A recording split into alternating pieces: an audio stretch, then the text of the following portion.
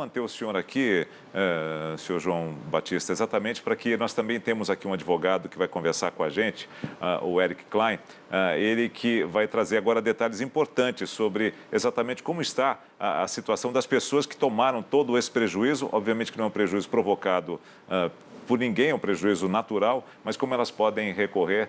Eric Klein, muito boa tarde a você, obrigado por nos atender aqui no Band News.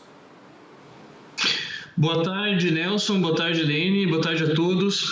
Boa tarde, doutor. Me parece que a principal forma de alguém que sofreu um dano recorrer nessa situação juridicamente é ao seguro, né? A principal via de se recorrer, porque basicamente os seguros de automóvel normalmente prevêem a cobertura desse tipo de situação natural, e já os seguros de imóvel têm essa situação como uma cobertura adicional. Essa cobertura precisa ser, de fato, contratada à parte, então as pessoas devem verificar se há essa previsão nos seguros delas. Então, essa seria a principal.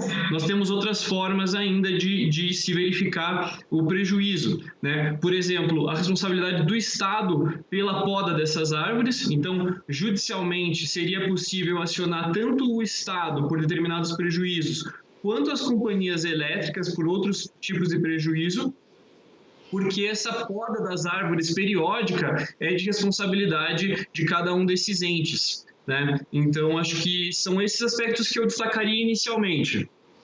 Agora, doutor, para o acesso a esse amparo legal, a esse amparo jurídico, como a população deve proceder? Procurar realmente um profissional, advogado, que possa dar entrada? E como é que fica essa questão, visualizando aí essa tragédia, esse desastre natural em nível estadual?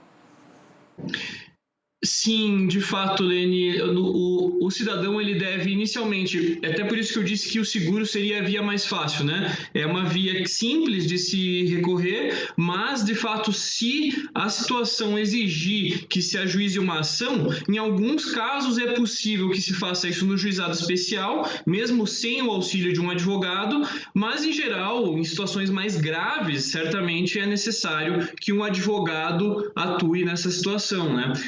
Realmente não é a via mais simples, porque de fato vai tomar muito tempo do cidadão para que ele tenha uma indenização propriamente, né? Algumas outras questões que vale mencionar é que também alguns municípios em situações análogas, como também de enchente, por exemplo, acabam dispensando do IPTU os moradores que são prejudicados nessa situação. E, por outro lado, outra pessoa também que pode ser responsabilizada é um eventual vizinho que não realizou a poda adequadamente. Uma última ressalva que eu faria, pessoal, sobre essa situação é que nem sempre essas pessoas vão poder ser responsabilizadas. Por vezes, mesmo com o dano tendo acontecido, a parte vai conseguir comprovar que ela agiu de forma diligente e, portanto, ela conseguiu fazer o máximo que ela podia naquela situação, e o que aconteceu, de fato, foi um ciclone bomba, foi uma situação totalmente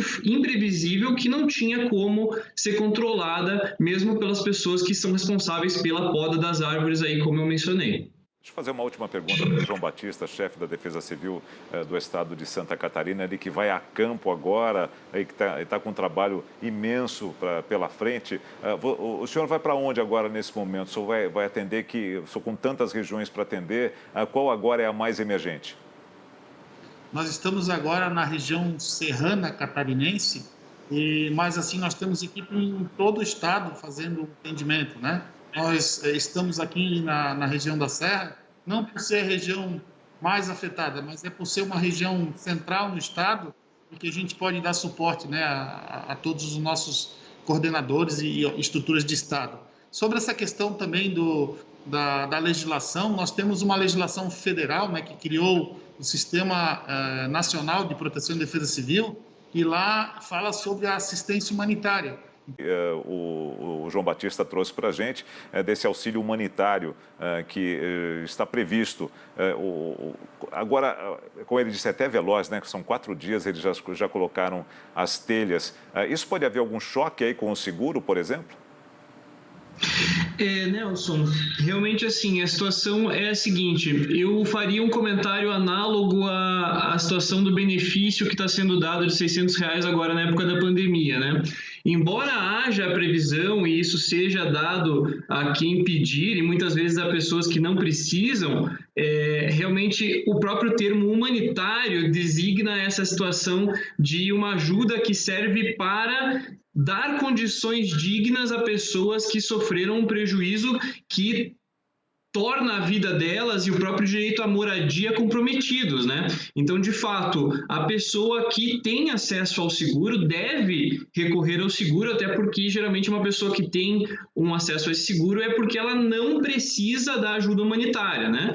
Então, é isso que se recomendaria juridicamente, até é necessário tomar cuidados, né? Porque, de fato, por exemplo, as pessoas que recebem esse benefício e não precisam do benefício de R$ 600, elas estão depois sujeitas a responder possivelmente por essa situação, né? Então, é importante ter muito cuidado nesse sentido para não se utilizar de um benefício que efetivamente não é necessário em alguns casos, né?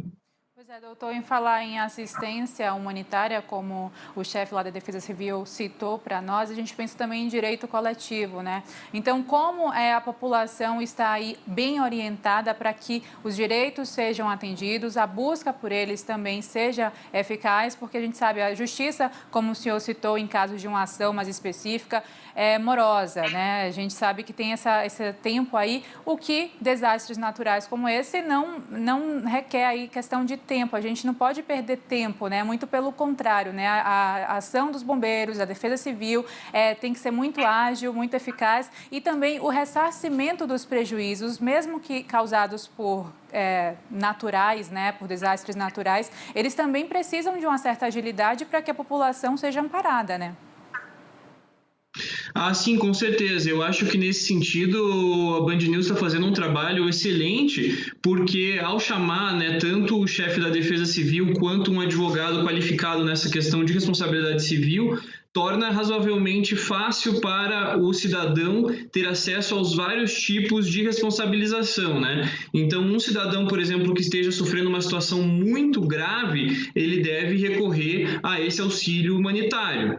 Já um cidadão, por exemplo, que tenha um seguro, né, e que não esteja numa situação tão grave, ele consegue ter acesso a esse seguro. Já outro tipo de pessoa, por exemplo, uma empresa que tenha sofrido um prejuízo grave, aí provavelmente ela vai buscar a responsabilização do Estado ou da companhia elétrica, a depender de como realmente isso aconteceu, ou mesmo de um vizinho ou de uma pessoa responsável por uma omissão, no caso, ali, por um mau cuidado em relação às árvores ou em relação a uma construção que seja vizinha a desse empresário, por exemplo, né? Me parece que aí ficam cobertas as várias frentes, né, que se poderia pensar nesse caso.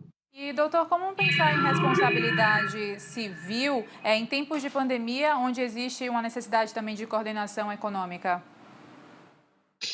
Pois é uma situação realmente bastante peculiar, né? Tem se falado muito que nós agora estamos sendo exigidos gravemente, né? Já fomos exigidos inicialmente de enfrentar essa pandemia, agora mais essa situação do ciclone aqui no sul, né? Nós tivemos várias reuniões, inclusive, que foram prejudicadas, estávamos com medo até mesmo dessa chamada, se ela seria possível, e realmente a parte daí de política pública, né, relacionada com isso, é uma parte que se discute muito no judiciário e que, de fato, em geral, o judiciário ele não consegue entrar numa análise propriamente de como que o orçamento público vai ser utilizado. Então, o que ele faz é analisar a lei e o caso específico e, via de regra, o resultado acaba sendo a determinação de uma indenização àquela pessoa afetada, né? Por outro lado,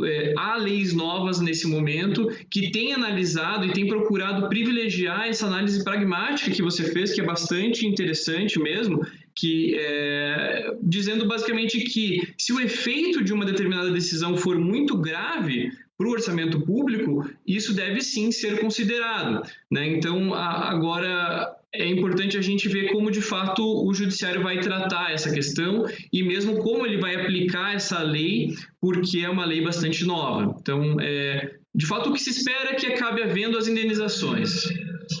Dr. Érico Klein, especialista em Direito Processual Civil, muito obrigado por nos atender aqui no Band News. Um abraço ao senhor e até uma próxima oportunidade. Muito obrigada, doutor. Um abraço. Eu que agradeço. Um abraço aos telespectadores.